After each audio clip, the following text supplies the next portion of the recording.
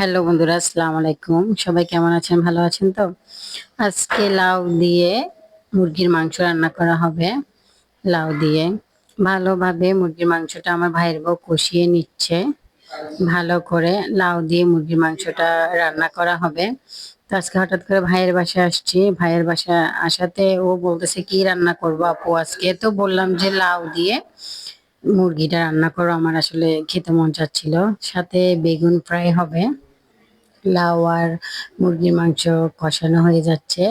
লাউ মুরগির মাংসটা কষিয়ে নিচ্ছে ভালোভাবে। সাথে বেগুন ভাজা করবে।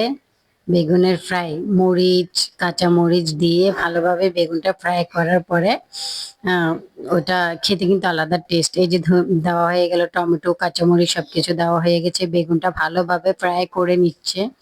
আসলে ওকে বলছি যে, "আজকে কিছু করো না, এটাই খাবো।" ধইন্যাপাতা দেওয়া হলো। লাউয়ের তরকারিটা খুব সুন্দর লাগতেছে, তাই না?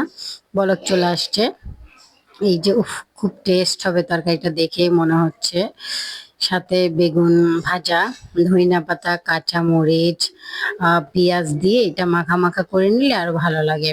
এখন একটু ধইন্যাপাতা দিয়ে দিব সাথে। ধইন্যাপাতাটা দিয়ে দিলে ফ্লেভারটা ভালো আসে, মজা লাগে। তো আপনারা কিভাবে খান? আমার আসলে শীতকালে বেগুন ভাজাটা অনেক মজা লাগে। আসলে অ্যালার্জির কারণে খাওয়া হয়ে ওঠে না। তারপরও দেখলে আর লোভ সামলাইতে পারি না বন্ধুরা। এই যে ভাতও হয়ে আসছে। যাক তাহলে সবাই ভালো আছেন। আজকে এতটুকু